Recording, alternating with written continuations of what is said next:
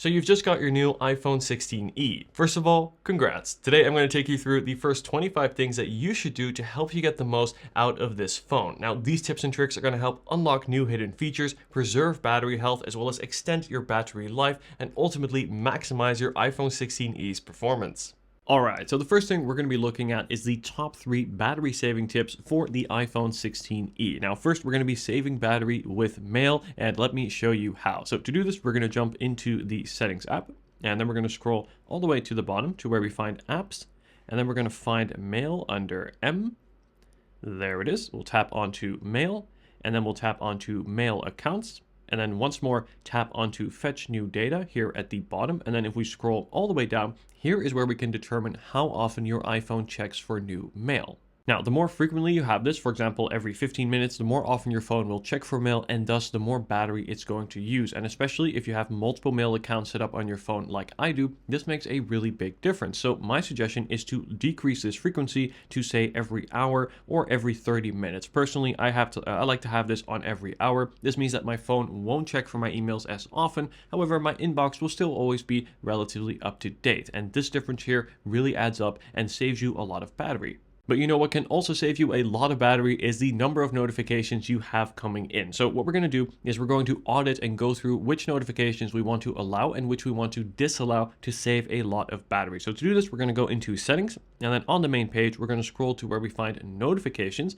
and then here you'll have a list of all the applications that are going to send you notifications. Now, by default, most of these are going to be on. Pretty much every app wants to send you notifications. However, for many of these applications, I suggest you turn it off. For example, let's take the App Store here. If I go ahead and turn on notifications, you'll see that we get notifications on the lock screen, the notification center, as well as banners. However, if we want to disallow notifications from this app, simply tap on Allow Notifications, gray that out, and as you can see, we're now no longer going to be getting notifications from the App Store. This means two things. One, this means less distractions throughout the day, as of course you don't want your phone going off all day. And two, it means it's going to save you a lot of battery, right? Because every time a notification comes in, your screen turns on, your speaker activates, as well as your vibration motor. And this may sound like a small difference, but it really adds up, especially if you have dozens or over 100 notifications coming in each day.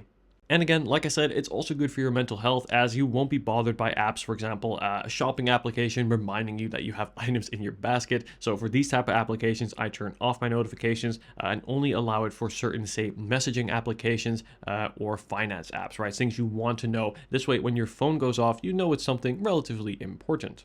And then the third battery saving tip, much like notifications, we are going to audit the background app refresh. So to do this, we're going to go to the main page of Settings, scroll down to where we find General, and then scroll down once more to where we found background app refresh. And in here, we're going to enable or disable which applications we want to allow to run in the background. Now, by default, this is going to be on for pretty much every application. And I suggest you go through and carefully decide which apps you want to allow and which ones you don't. Now, here at the top, you do have the option to turn off background app refresh for all applications. This is something I actually don't recommend you do, as some applications do work best when they're allowed to run in the background. For example, say Google Maps or your Maps application, and other things like certain messaging applications, or maybe even certain games. If you don't want to lose your progress or something, then these I suggest you turn on. However, other applications I suggest you turn off. So as you can see, scrolling through my list here, I have it off for pretty much half of my apps. So a lot of my shopping apps are off, my utility applications, certain document apps, right?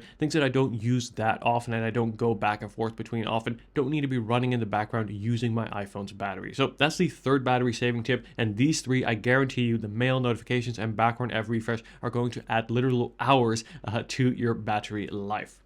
Awesome. So now I want to take a look at one of the new features on the iPhone 16e if you're coming from, say, an older SE model or say the iPhone 12 or 13, and that is this new button right here. This is the action button. Now, previously we only had this on the higher end iPhones. It is now also on the 16e, and basically it is a mappable button that is customizable, and you can set it to pretty much activate any function. You can see I have mine set here to activate my torch, and this also replaces the mute switch toggle. So let me show you how to customize this side button and set it to your liking. So to do this, we're going to go into Settings, and then on the main page, we're going to scroll down to where we find the action button right here.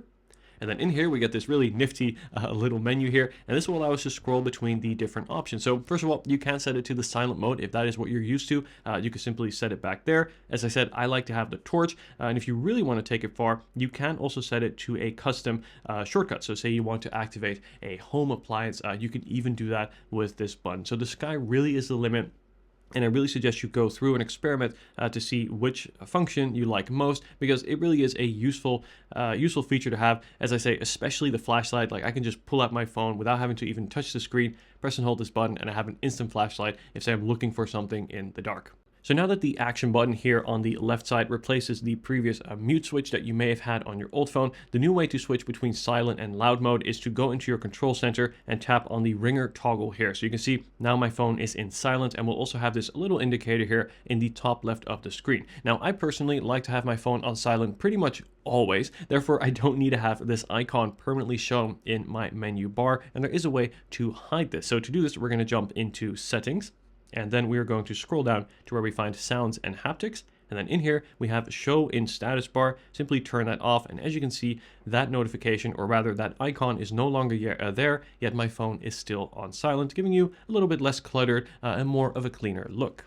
Ooh, speaking of clutter and cleaner look, let's take a look at the new Photos app. So with iOS 18, Apple completely reimagined the Photos application, making it a lot more complicated. So previously, we just had this grid of your photos, but we now have all these separate submenus beneath the photo grid, and well, it's quite messy. So I highly recommend you customize this to clean it up and to really organize it to only show the things you need. So to do this, we're going to scroll all the way to the bottom of the Photos app, and then here we have customize and reorder. So let's go ahead and tap onto that. And here, as you can see, not only can we select or deselect which sections we want to show, we can also rearrange them. So we have this little hamburger menu on the right side, and we can go ahead and click and drag these as we please. So for example, let's say I like media types. I can go ahead and bring that all the way to the top, press on the X here.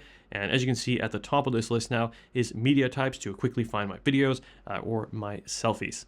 And then from photos, let's take a look at the camera, as the iPhone 16e has an impressive 48 megapixel camera. However, out of the box, the photos that this phone takes will be 24 megapixels and not the full 48 megapixels. So to unlock the full megapixel count and the best quality resolution on your phone, you do need to enable a setting. And let me go ahead and show you how to do this. So first, we're going to jump into settings.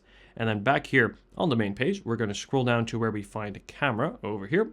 And then we're going to tap onto formats. And then in here, you want to turn on resolution control. Now this here is going to enable you or give you the function to increase to 48 megapixels. So let's go ahead and go back into the camera now.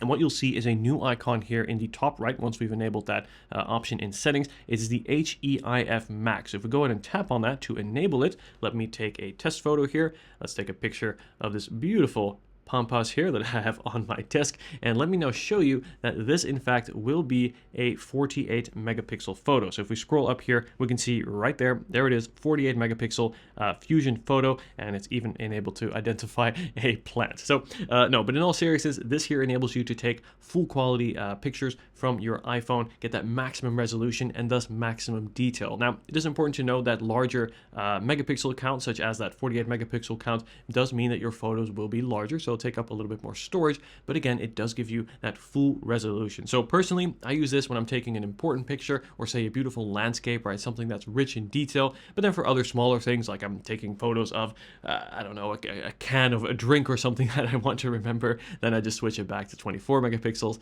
to save the storage. And the way to do that is, again, in the camera app. All you have to do here is simply tap on that HEIF Max, turn it off. That brings you back to 24 megapixels. Turn it back on, that brings you to 48.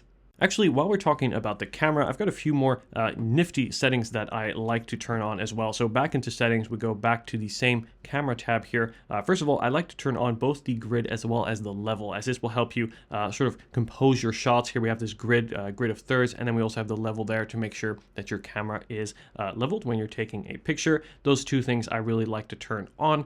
And secondly, if we go into record video here at the top, we can not only change your video resolution, we can also turn on or off HDR video. Now, if you're not sure what HDR is high dynamic range, and this will basically give you an even brighter video with more dynamic range, both in the lighter parts as well as the darker parts of the video. And while technically it does give you more color and more light detail, it can also be kind of disturbing. So for example, if you've ever scrolled on Instagram and you're scrolling through your feed and suddenly your screen gets really bright, that is an HDR video. So to turn this off, you simply want to disable HDR video. It is something I actually turn off, as I like to just record my videos normally and not have them be extremely bright.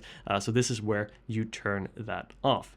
And then if we go back for the last setting here is record sound. Here we do have the option to now allow audio playback while you're recording. And this is something that I highly recommend you turn on, where previously, if you're recording a video on your iPhone and say you're listening to music on your AirPods, that music will always stop. Whereas now, if you turn on this setting here, your music will be able to continue to play.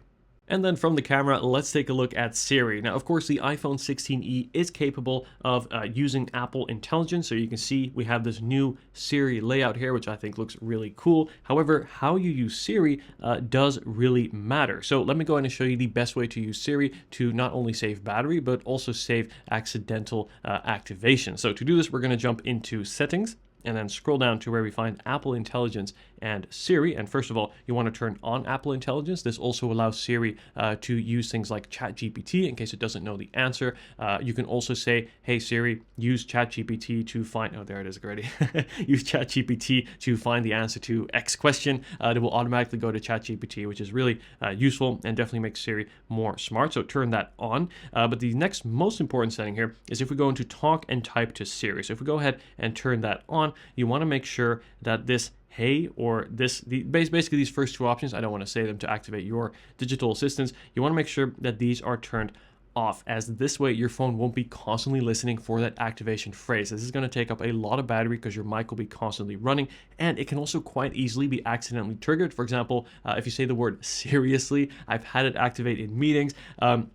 And it's just best to have this off. And this way, how you activate Siri is just by pressing and holding the side button. And as you can see, you can very easily bring it up whenever you like. I also find it more secure because, again, it's just more deliberate to bring it on this way rather than with the activation phrase.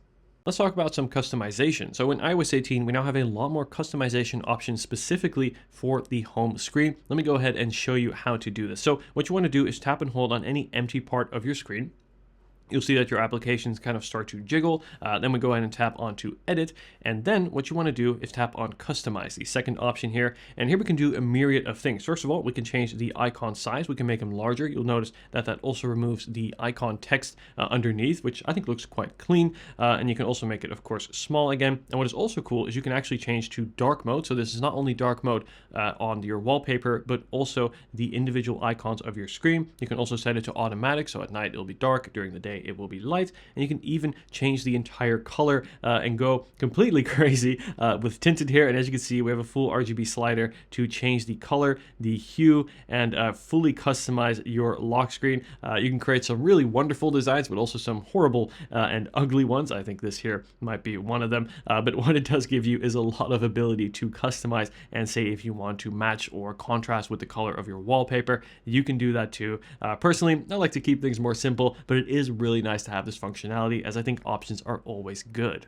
And quickly, one more tip I want to show you in case you may not know is that you now have the ability to place icons basically anywhere on the screen, where previously they had to go in a chronological order from top to bottom. You can now, as you can see, place an icon anywhere, so they're no longer fixed to that order, which I think is great. You can see here, I've got some things aligned to the left side of my screen. I'm left-handed, so when I'm holding my phone with my thumb, it's just easier to reach this side of the screen as opposed to reaching all the way for the top. And what is also cool, if you have a widget on your lock screen, we can go ahead, or home screen, you can also tap on edit here. And you can see we have this new little icon here, or rather this little corner on the side here. And what you can do is we can now drag this to instantly resize a widget, which is a lot easier than having to remove the widget and then bring it back in. So again, more customization, easier, and also gives you more options to really make your locks or your home screen like yours.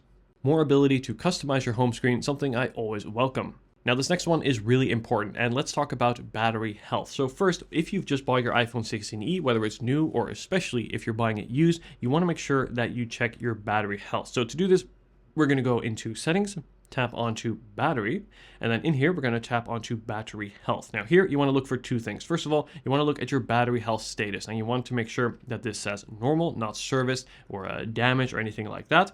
Then beneath that, we have your maximum capacity. Now this here is your battery health. So this is going to be up to which point can your battery charge to the fullest. Now over time, this is going to go down over time, but if you bought your phone new, this should be at 100%, and your cycle count, this is the number beneath it, which determines how often your phone has been fully depleted and charged, should be very low if your phone is new. And if you are buying a phone used, you want to factor this into the price, because if the phone has a high cycle count, you may want to bargain the price down a little bit, as the battery may not be as healthy.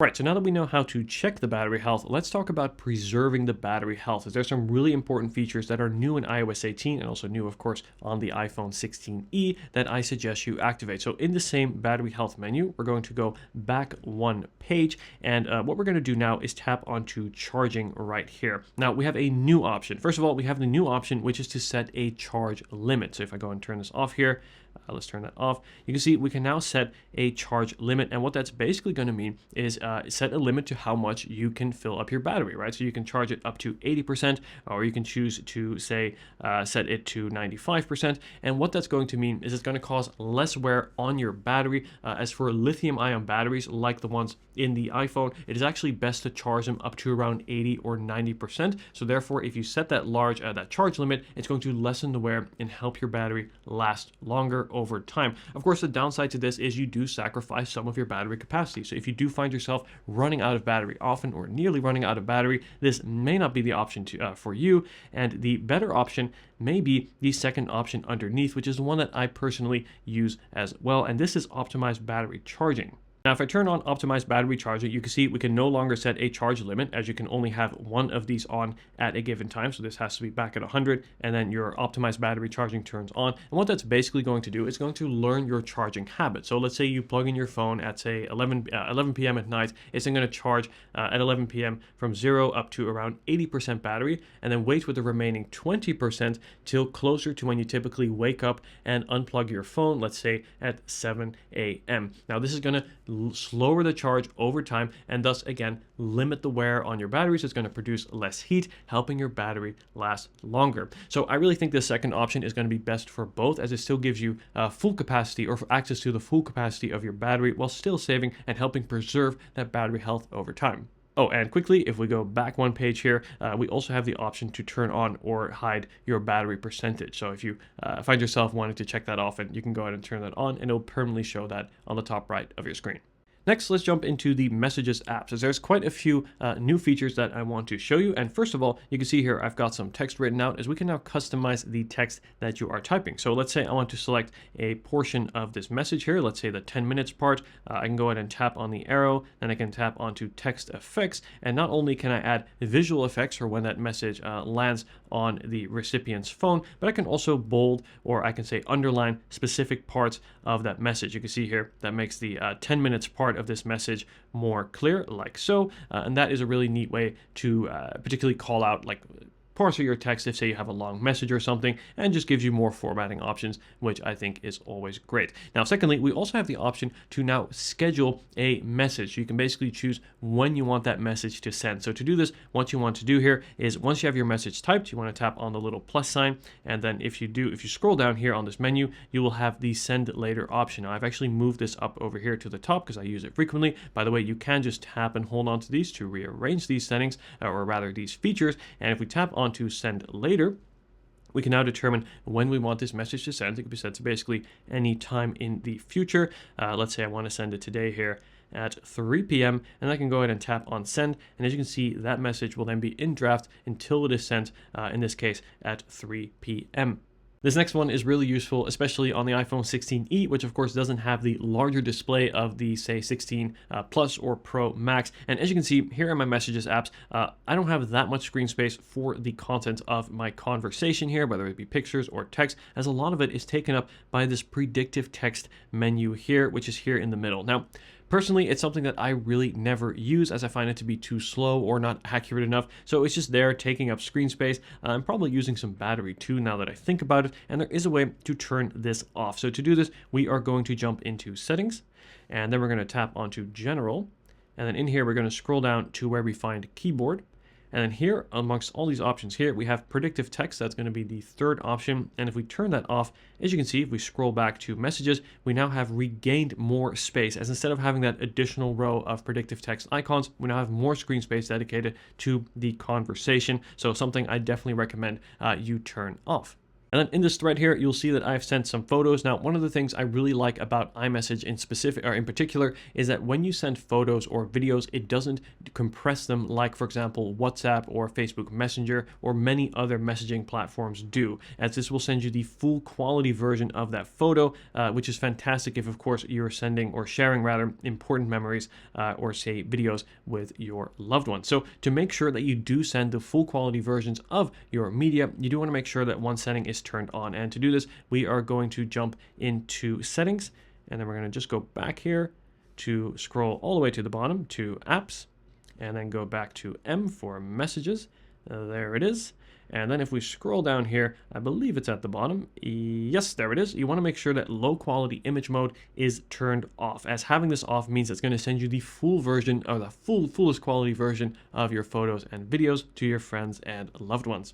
And then back in messages, I've got two more things I want to show you. First is the one-handed keyboard. This is super useful. Say you've got your phone in one hand and you've got a coffee in the other hand, and you want to quickly type out a message while you're walking down a busy road, but you just can't reach the other end of that keyboard. Well, to access the one-handed keyboard, what you want to do is tap and hold on the globe icon or the emoji icon if you don't have multiple languages set up. And you'll see here at the bottom, we have two options. We can align the keyboard either to the left of the screen or to the right. So let's say you're left-handed like I am. This is going to then make it much easier to reach with your thumb over to say the L and the P over on the other side of the keyboard. And then if you want to expand the keyboard once again, tap on the arrow. And like I said, you can also set it here to the right side of the screen if you are right-handed. So this makes typing with one hand a lot easier, as it just kind of scrunches the keys together a little bit closer. And again, tap the arrow to expand the keyboard once more.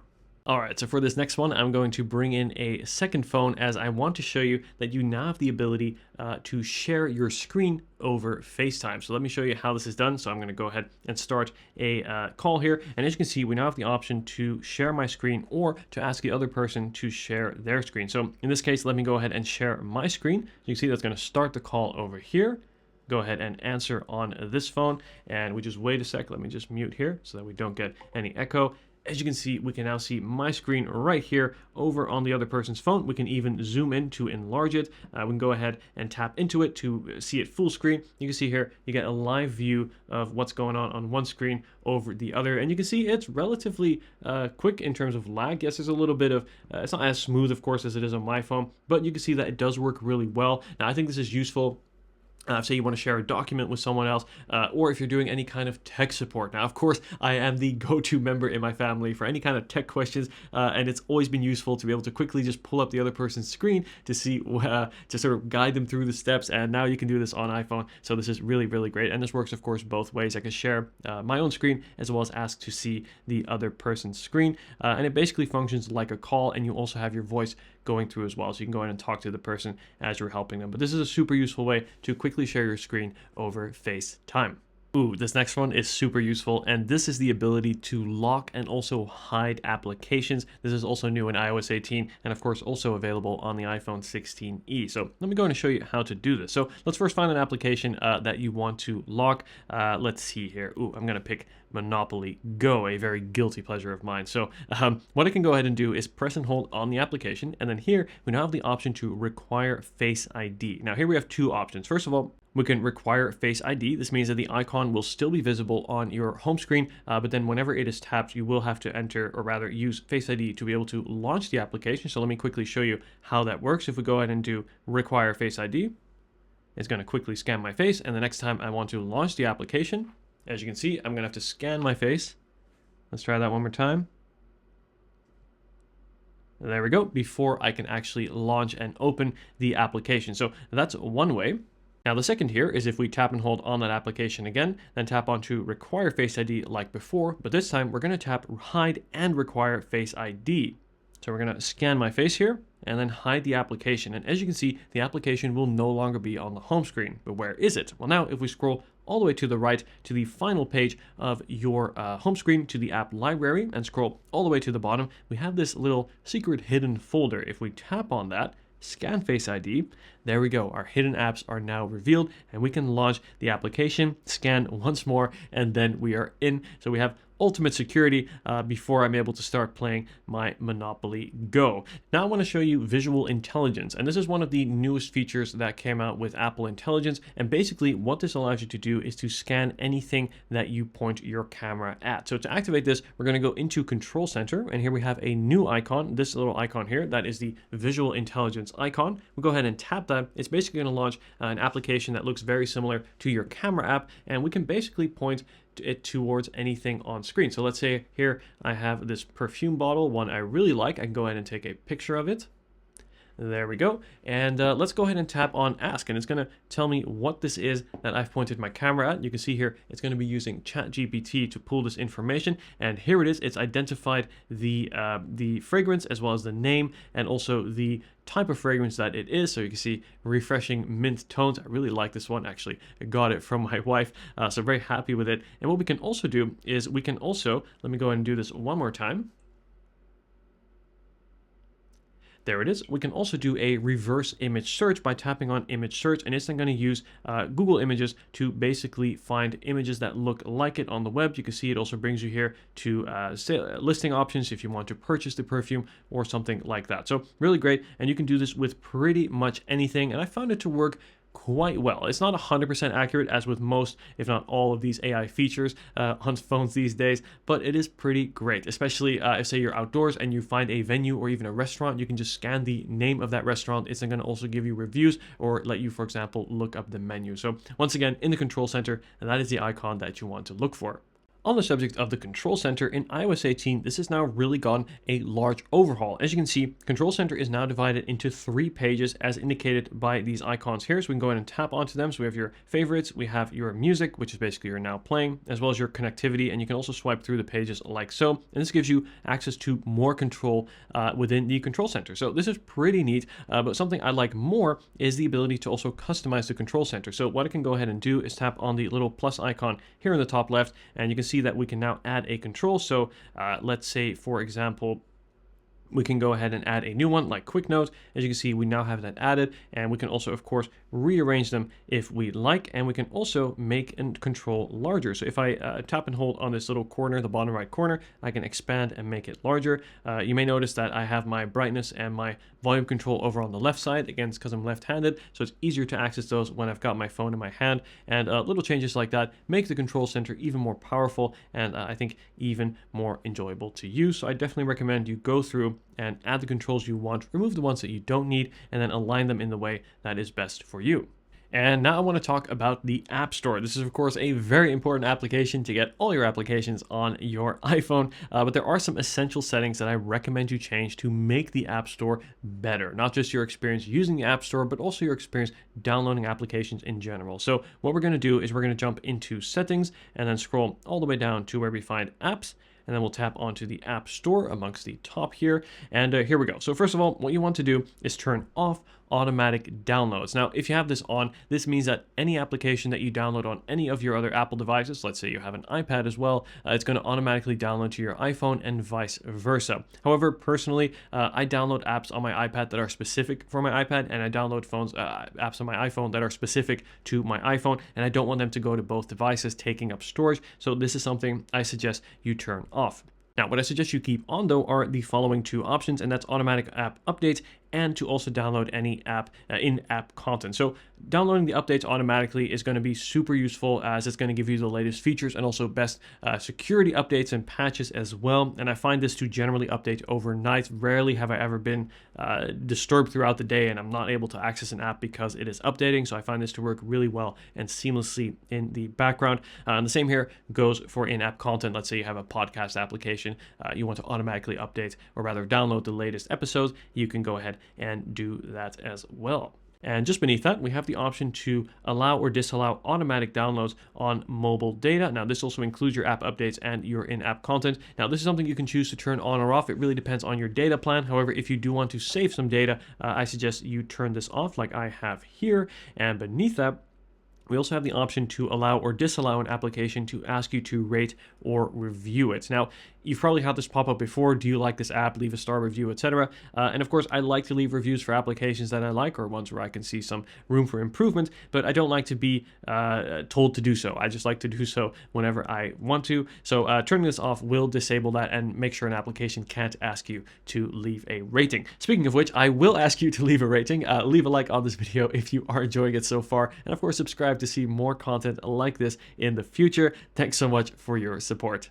Oh, and just one more that I want to show you that's quite important, and that is the offload unused applications, as I found many people don't know what this does, and this is on by default. And basically what this will do is if your phone is ever nearly out of storage, it will actually remove or delete basically applications that you don't use often. It will keep the app data, but it will remove the application. Now, this is a good way to clear up some storage. However, you may find yourself having to access one of those applications on the go and not being able to do so because it's not been downloaded. So I find that to be quite frustrating. I had that once happen with my Uber application, and I quickly needed it, and it wasn't there. So turning off this feature here will make sure that doesn't happen and keep all your applications on your phone.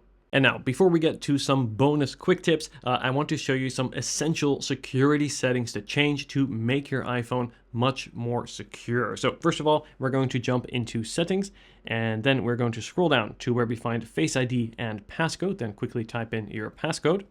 And there we go. Once we are in, we can also choose now, first of all, what we want Face ID to allow to do. So you can have it unlock your phone. You can have it to authenticate purchases. I find Face ID to be really reliable and safe, so I actually keep all of these on. And if we go ahead and scroll down here, we have the option to add an alternative appearance to Face ID. So gentlemen, for example, if you have a beard and you shave that beard, you might find that Face ID can struggle to recognize your face. So it's good to have an alternative appearance for times where you do have the beard and times where you don't. And I think ladies, if say you have your haircut, let's say you have your hair shorter or say up or down, it may sometimes struggle to scan your face or recognize you. So setting up multiple different alternative appearances can definitely help with that and make Face ID more secure and also faster to recognize you. Now, beneath that, we have a really important option, and that is called attention, require attention for Face ID. And this is something that I definitely recommend you turn on. So what this does is when this is off, Face ID is going to require you to be in front of your phone, but not necessarily look at it. Whereas if you turn this on, it's going to require you to not only be in front of your phone,